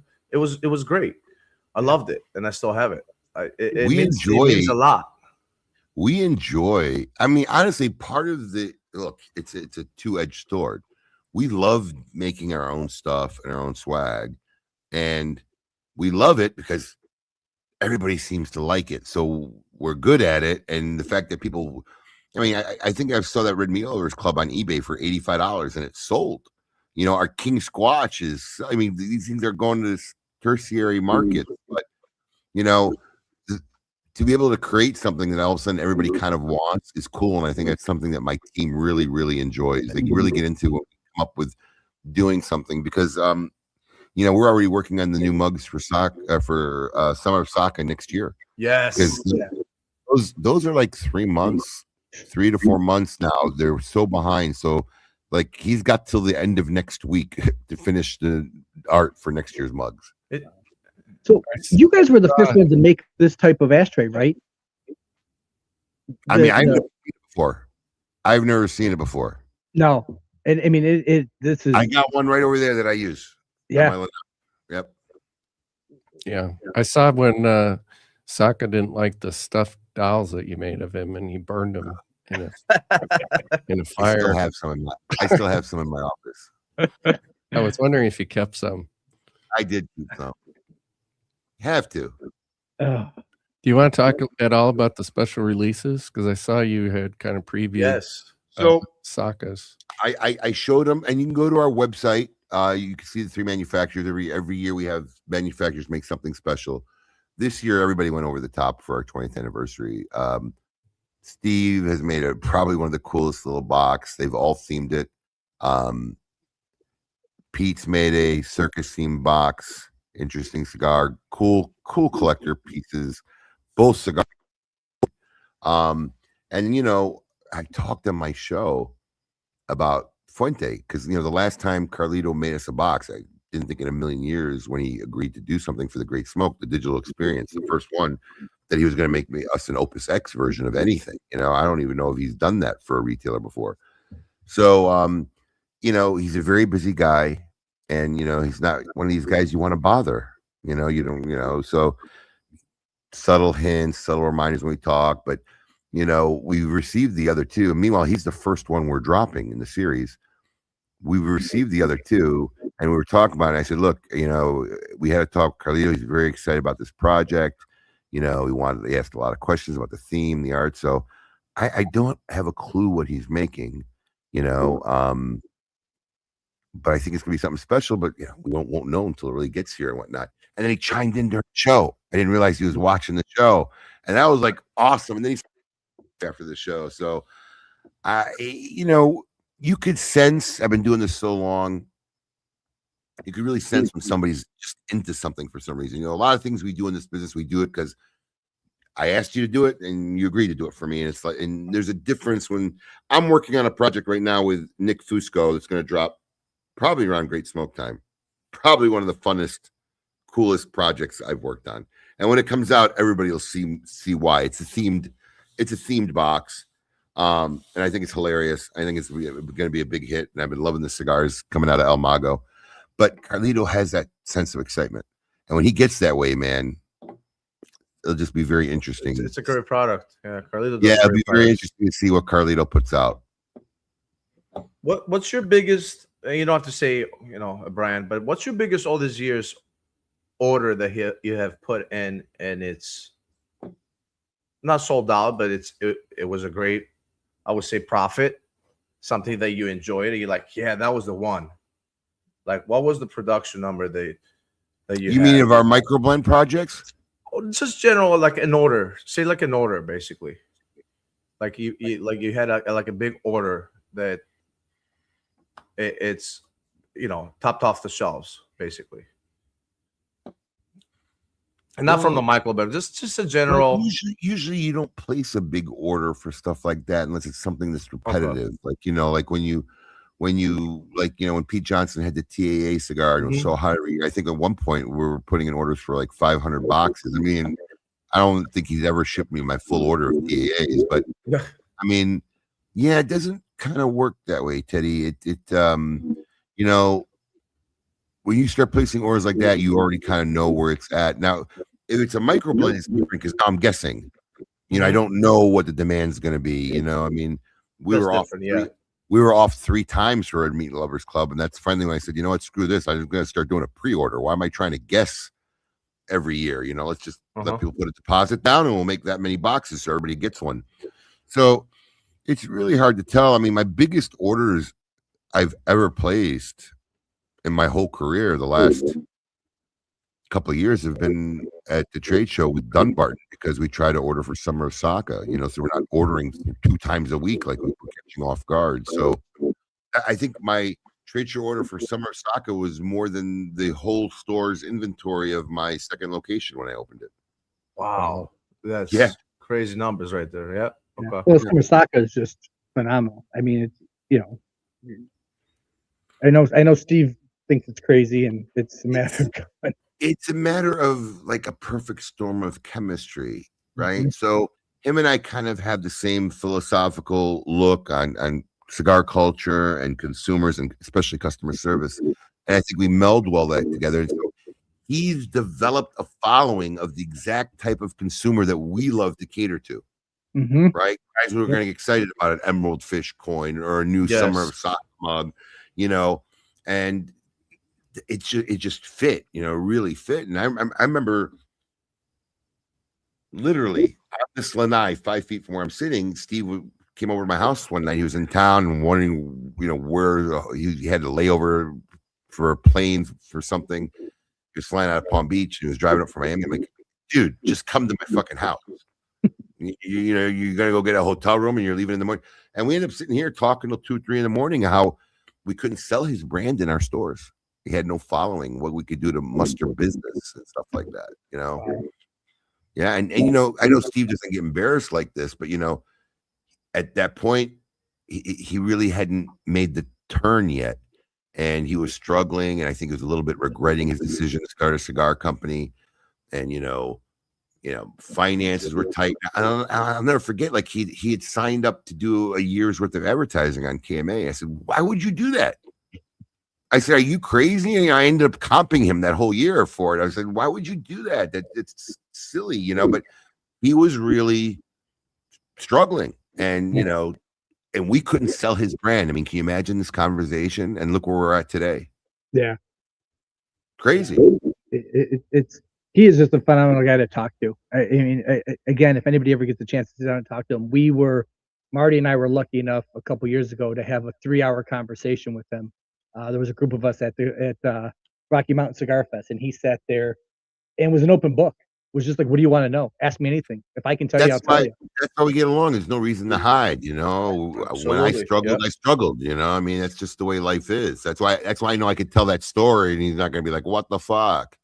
But no, I mean, but it just shows how when you work at something, here he is, he's struggling, he hasn't made the turn yet. I can barely sell his brand. And now he's, in my opinion, a monster. And we're the largest purveyor of his brand in the world.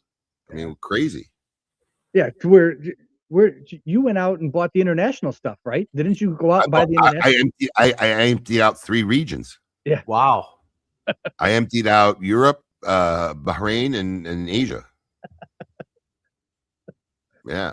Just to get the international stuff, so people in the United States could say they had the international version. They wanted it. I mean, that's my job. If you don't understand that in retail, you're in the wrong business. I mean, you're supposed to provide what people want. I mean, there are guys who run their cigar shops like hobbies, and I never get it. Oh, do you carry that brand? I don't like that brand. I don't understand. What does it have to do with anything? I mean, when I hear that from another retailer, I don't get it. I didn't ask you what you thought. I just asked you carried the brand. If you think your opinion of whether you like a cigar or not is what you're going to carry or not, then you're in the wrong business. I don't like probably half of what I mean, when I say I don't like, it's just not my cup of tea. That's not a cigar I'm going to go grab if I want to smoke a cigar. Doesn't mean I won't sell it. Right. I'm a retailer, Yeah. That's let's get to the giveaway here. It's 9:12 our time, so let's give this up. So just to go through it with everybody one more time: Eric, T-Mac, Cigar Arborist, Wayne, Turtle, David K, Fireborn, Val Chavez, Sammy Flo, Degenerate Gambler, and Bonjour. Did we miss anybody? Last chance. Speak now or forever hold your peace. Amen. All right. I think we got everybody. So let's shuffle this thing a couple times. And here we go. Good luck, everybody. The odds ever be in your favor. Yeah. Looks like Fireborn or T-Mac. Fireborn. Woo! Congratulations, buddy. Yeah. One of our longtime listeners and supporters, and we appreciate you being on here. So congratulations. If you, like Abe said, if you haven't, I'm almost positive he has an account with you guys. Yes, if you have an account, just get Mike your email that's attached to your account. If you don't have one, make one and let Mike know what the email attached to your account is, and your tickets will be right in there. And you have to let Mike know whether you actually want to make it down, get out of the cold weather, or you want it virtually sent to your house. Either way, we'll take care of you. He is he's a rich man. He's got quite the supply. He went to Cigar Pro and bought quite a few cigars. So he might make it out there. Definitely worth it. It'll be a life-changing experience. Yes. Well, Abe, thank you very much. We appreciate your time. We appreciate you making it today.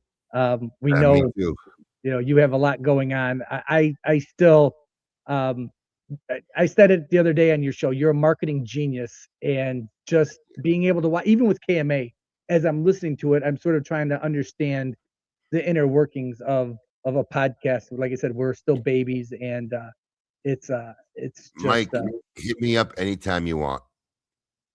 You want to pick my brain? I can tell you a lot of the do's and don'ts, what we learned along the way, what really worked, what you should and shouldn't do. We still look at it today. It's a continually learning process. We reinvent ourselves. We reinvent ourselves all the time. It was, our whole basis of our show was Meet Your Maker for many, many years, where we'd have some manufacturer on because that ate up a good part of the show. And we had talked about it for years about just not having guests. Scheduling guests is a pain in the ass. You know it better than anybody. And, you know, back when we had this, I had to try to schedule it when they'd be in town if they weren't local, you know, because we're in a radio studio and call-ins suck and communication never sounds good. And we just constantly reinvented ourselves. And I think we finally just said, you know what, let's just try it without the guests and see what happened. And everybody liked the format of the show, because after COVID, it was cool in the beginning when you really didn't get to hear a Carlito Fuente talk or Nick talk, right? Because they weren't doing nothing. So it was very interesting. But after you're doing it for 10 years, and then COVID hit, and guys like Carlito, who you never see anywhere, was on everybody's podcast in the universe, and Terrence was on and you know, guys coming on my show, and he's done 3 shows this week. What are you going to talk about that everybody hasn't heard? I mean, the majority of these people are bouncing from same show to same show.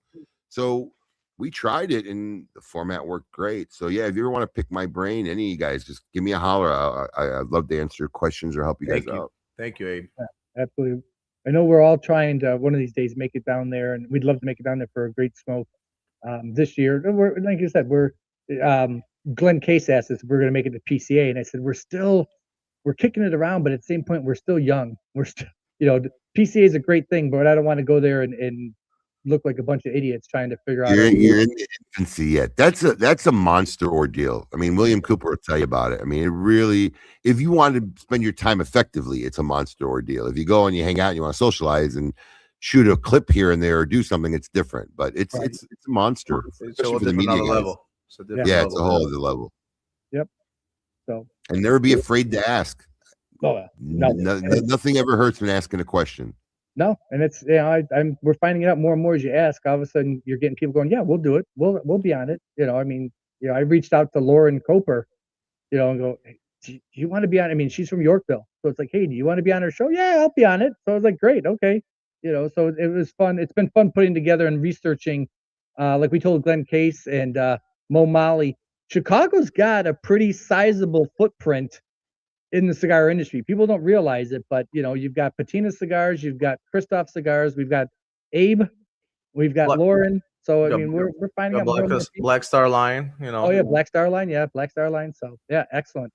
But well, everybody, we thank you for joining us tonight. Marty, Merry Christmas, everybody. Yeah, Merry Christmas. Yeah, everyone, happy holidays and Merry Christmas. Abe, thanks again for joining us. Really enjoyed it. Thanks for having me. And until we do have a show next week. Next week, yeah. Yes, we do. Tuesday, same time. And we'll be talking about a year in review and going over some new laws that we'd like to see enacted for next year. Yeah. So that should be fun. Thank you, everybody. Until then, put some smoke in the air.